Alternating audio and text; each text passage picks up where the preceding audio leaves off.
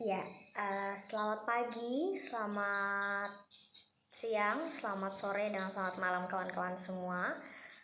Perkenalkan, nama saya Nopel Oktaria. Saya adalah mahasiswa IAKM Palangkaraya. Saya jurusan teologi, dan saya berharap kita semua dalam keadaan sehat. Dimanapun kita berada, tentunya kita selalu dalam perlindungan Tuhan. Kawan-kawan yang terkasih, di sini saya membahas tentang hubungan beragama dengan iptek. Nah, sedikit saya jelaskan hubungan beragama dengan iptek jika dilihat dari bagaimana perkembangan zaman yang bertumbuh dengan sangat pesat.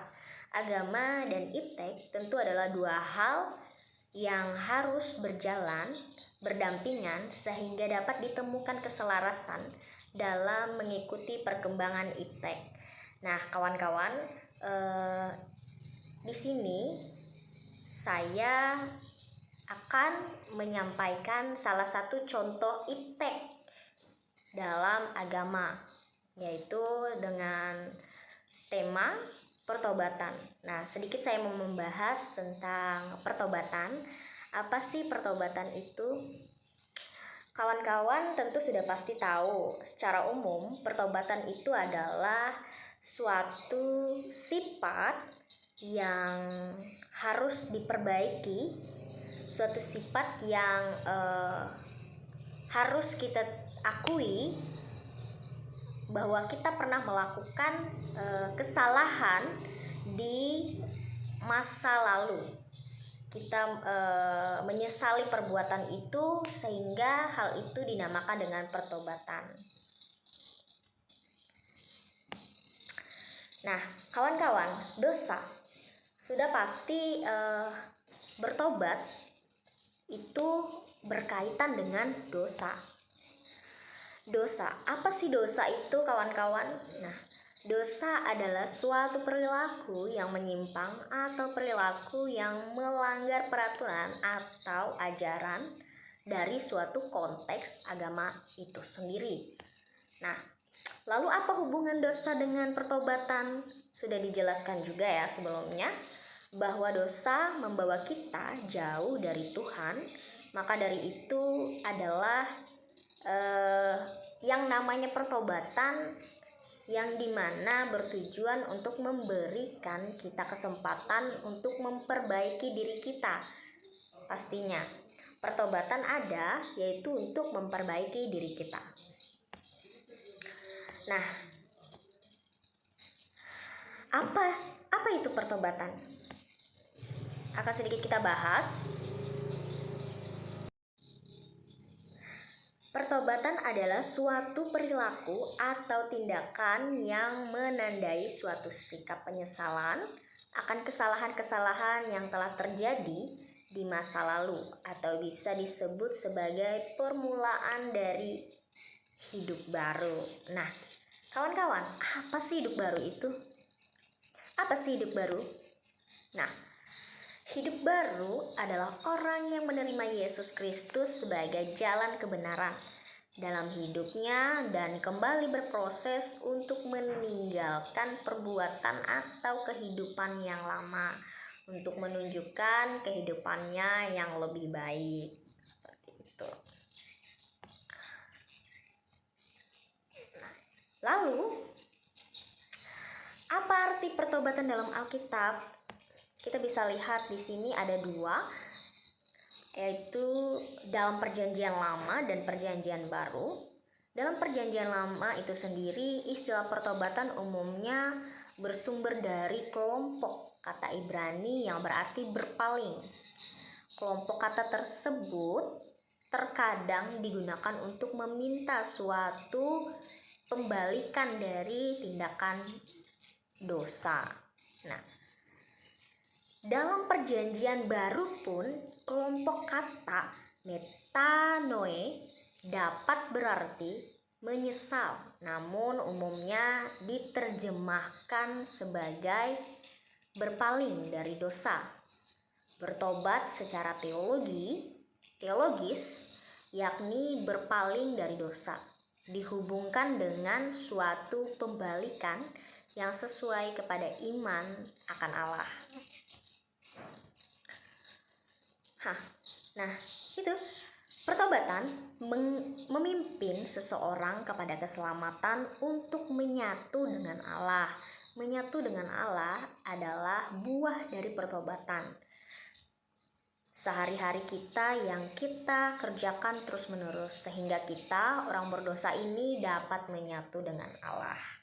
Kawan-kawan, maksudnya menyatu dengan Allah adalah kita bisa menerima kembali tugas Tuhan dengan meninggalkan perbuatan dosa kita. Contohnya kita lebih rajin berdoa, kita lebih rajin beribadah, melakukan hal-hal yang menyenangkan hati Tuhan. Sedangkan begitu. Lalu mengapa disebut menyatu? Kawan-kawan, kita bisa lihat bersama mengapa disebut menyatu. Nah, bisa kita ambil ilustrasinya.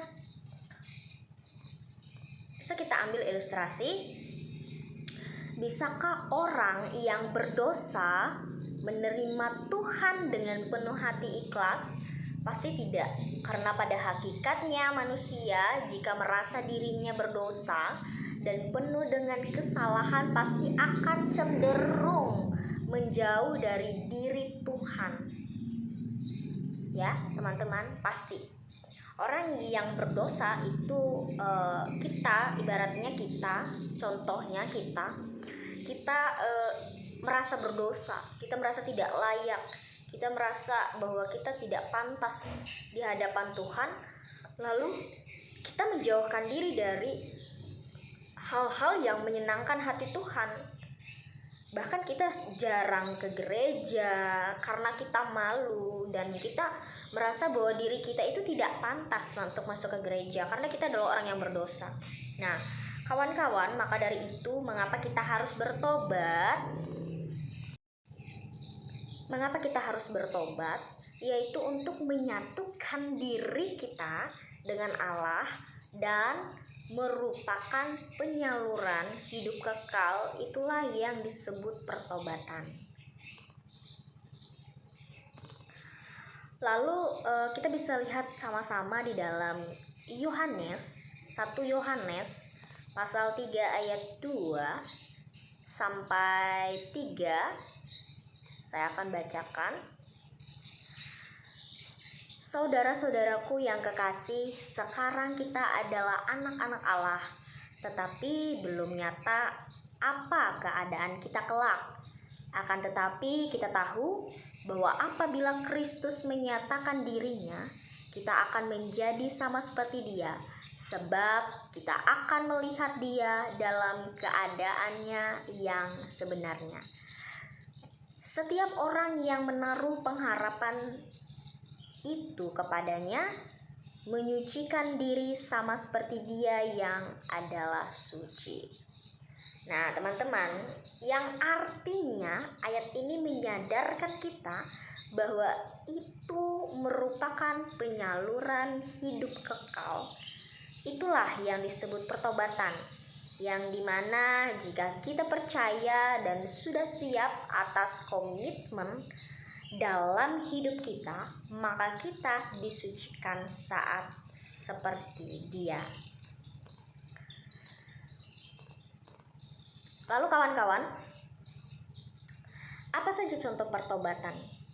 Kita bisa sama-sama melihat. Yang pertama adalah beribadah dengan sungguh-sungguh. Pastinya contohnya kita harus beribadah dengan sungguh-sungguh ya kawan-kawan. Kita harus tujuan utama kita untuk beribadah itu ya untuk mendengarkan firman Tuhan. Kita harus bisa bersama-sama mendengarkan firman Tuhan. Karena kebanyakan anak muda pada saat ini mungkin terkhususnya karena perkembangan iptek juga pastinya anak-anak orang muda contohnya pasti lebih cenderung memegang handphone. Apalagi ketika penyampaian firman itu berlangsung. Seharusnya kita sebagai anak-anak muda kita harus lebih mampu untuk mengontrol diri kita agar iptek dan agama itu dapat berjalan berdampingan seperti itu. Kita tidak ketinggalan zaman dengan iptek yang berkembang begitu pesat, dan kita juga tidak meninggalkan ajaran atau keyakinan kita begitu. Itulah yang disebut dengan satu contoh pertobatan. Dan yang kedua, selalu bersyukur. Nah, kawan-kawan, pastinya dalam keadaan apapun kita harus terus bersyukur. Kita harus bisa mensyukuri apapun itu yang ada dalam kehidupan kita. Lalu yang ketiga, menyesali perbuatan kita. Nah, ini sudah pasti ya kawan-kawan, seperti yang telah dijelaskan sebelumnya, bahwa orang yang bertobat itu adalah orang yang mampu berdamai dengan dirinya di masa lalu dan menyesali semua perbuatannya, sehingga dia menerima Yesus kembali untuk menjadikan kehidupannya yang lebih baru. Itu adalah salah satu contoh pertobatan juga. Lalu yang keempat, contoh untuk tidak mengulanginya lagi, berkomitmen untuk menjadi lebih baik. Nah, kawan-kawan, berkomitmen ini bukan hanya di dalam hubungan percintaan, bahkan pekerjaan, tapi juga di dalam pertobatan pun kita harus bisa berkomitmen pada diri kita sendiri. Nah, berkomitmen itu seperti apa? Ya, kita harus bisa berkomitmen bahwa kita tidak akan mengulangi kesalahan yang sama, tidak akan melakukan kesalahan-kesalahan yang sama atau berulang lagi. Itu adalah suatu komitmen yang kita harus pegang setelah kita melakukan pertobatan, sehingga pertobatan itu tidak sia-sia. Maka kita harus memiliki komitmen yang kuat atas diri kita. Lalu yang kelima, berusaha menjadi diri kepada Tuhan dengan cara berdoa. Yang pastinya ya kita berdoa, mendengarkan firman Tuhan, memuji Tuhan dan lain-lain, itu adalah salah satu pertobatan. Karena anak muda zaman sekarang mungkin banyak yang namanya pergaulan bebas dan lain-lain, itu membuat mereka jauh kepada Tuhan, sehingga mengharuskan mereka atau tidak menjadikan doa atau hal-hal yang menyenangkan hati Tuhan itu prioritas di dalam kehidupan mereka. Maka dari itu, sebagai orang yang sudah bertobat, berusaha mendekati diri kepada Tuhan dengan cara berdoa. Lalu yang keenam, untuk terlibat aktif dalam pelayanan. Ya, ini khususnya buat anak muda. Biasanya kita bisa ikut kegiatan-kegiatan gereja, mungkin seperti ibadah pemuda. Kita harus lebih aktif, bahkan kita bisa ikut dalam ibadah-ibadah pada hari Minggu dan lain-lain sebagainya. Kita bisa menerima Tuhan dengan hati. Itulah yang disebut dengan pertobatan. Lalu yang ketujuh, menyerahkan diri sepenuhnya kepada Tuhan atas hidupmu. Itu sudah pasti ya kawan-kawan, bahwa bagaimanapun kehidupan kita, yang tahu atas kehidupan kita itu hanyalah Tuhan kita, Yesus Kristus. Jadi sebelum dan sesudah kita bertobat pun, kita sebenarnya harus percaya bahwa kehidupan kita itu hanya di tangan Tuhan. Tuhan yang menentukan apa yang baik, Tuhan yang menentukan kepada kita bagaimana jalan kehidupan kita yang harus kita lalui. Itulah ketujuh pertobatan, contoh pertobatan kawan-kawan. Lalu kita akan membahas apakah yang harus dilakukan agar kita dapat bertobat dengan benar. Nah, ini sering ditanya sama teman-teman, gimana sih caranya bertobat, gimana sih caranya biar orang tuh tahu kalau kita tuh benar-benar bertobat dan gak akan melakukannya lagi. Nah, mungkin ini langkah-langkah yang mungkin bisa teman-teman lakukan agar kita dapat bertobat dengan benar. Yang pertama itu adalah dengan dosa yang telah kita perbuat, mengakui dosa yang telah kita perbuat, itu sudah pasti, itu yang pertama. Dan yang kedua, singkirkan kemarahan. Teman-teman, orang yang sudah bertobat itu adalah orang-orang yang murah hati, orang-orang yang tidak mudah tergoda dengan hal-hal duniawi atau emosionalnya mungkin lebih dapat ditata dengan baik. Lalu yang ketiga, tinggalkanlah hidup lama. Mungkin hidup lama itu bukan yang seperti apa ya, mungkin sifat buruk kita atau perilaku yang tidak menyenangkan orang lain atau mungkin yang tidak menyenangkan Tuhan, pastinya itu yang harus kita tinggalkan. Kembali kita meningkatkan kehidupan yang baru kita dengan mendekatkan diri kita kepada Tuhan agar kita mendapat kehidupan yang kekal. Lalu yang keempat, mengubah perilaku. Nah, ini sama dengan yang ketiga tadi, saudara, teman-teman semua, mengubah perilaku. Nah, ya, merubah perilaku ini sama dengan meninggalkan kehidupan yang lama. Merubah perilaku mungkin dari yang jahat yang ke baik, jangan dari yang baik ke jahat. Karena yang namanya pertobatan itu selalu mengarah kepada hal-hal yang baik, yang pastinya yang positif.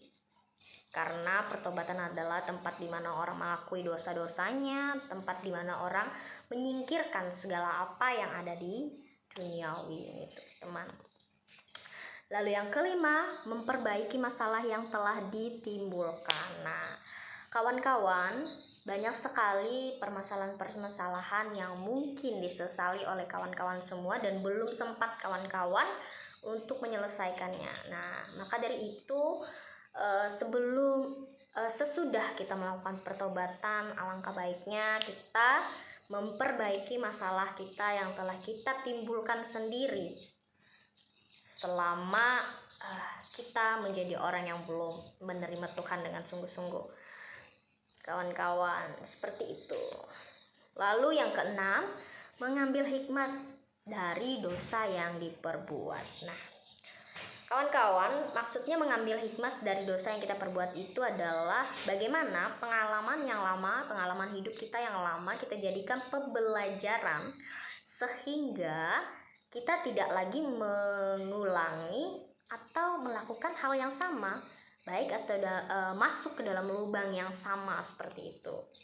Seperti itu yang pertobatan yang mau disampaikan dengan benar, agar kita tidak melakukannya lagi sehingga kita tetap menjadi orang yang bertobat. Lalu yang ketujuh, hidup di jalan yang menyenangkan Allah. Ini sudah pasti ya, teman-teman. Yang kedelapan adalah bergabung dengan komunitas gereja. Nah, seperti yang saya bilang tadi, kawan-kawan semua bisa mungkin bergabung dalam SPPR atau ibadah-ibadah lainnya, ibadah doa dan lain-lain. Mungkin kawan-kawan bisa ikut. Itu adalah bergabung dengan komunitas gereja. Lalu yang kesembilan, membaca Alkitab, berdoa dan mengakui kesalahan yang diperbuat. Itu adalah contoh utama itu ya, contoh dari pertobatan dengan benar. Nah, lalu mengapa setelah berbuat kesalahan kita harus bertobat? Mengapa ya kita setelah berbuat kesalahan kita harus bertobat? Sudah pasti karena pada hakikatnya berdosa ialah kembali ke jalan yang benar. Bertobat ialah kembali ke jalan yang benar, yang baik dan lurus. Jika kita banyak berdosa namun tidak pernah bertobat, tidak pernah sadar akan kesalahan kita, niscaya hidup akan gelisah, khawatir, takut, dan bertobat juga salah satu cara menuju ke kehidupan akhirat yang bahagia. Bertobat adalah salah satu jalan menuju kehidupan yang kekal, yang dijanjikan Tuhan bagi kita. Dengan bertobat dan menyesali kesalahan kita dengan tulus ikhlas, maka percaya Tuhan pasti memberikan kita keselamatan. Nah, itulah teman-teman mengapa kita harus bertobat setelah berbuat kesalahan. Kita semua tahu bahwa kehidupan kita ini telah dijanjikan oleh Tuhan untuk atas keselamatan. Maka dari itu, kita sebagai orang yang percaya, kita harus mengakui dosa dan kesalahan kita agar kita diselamatkan oleh Tuhan. Kesimpulannya teman-teman, kesimpulannya dari pertobatan ini yang bisa saya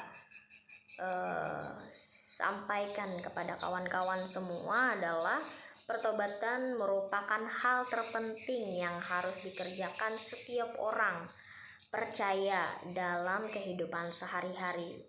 Karena pertobatan menjadi hal yang sangat penting dalam kekristenan.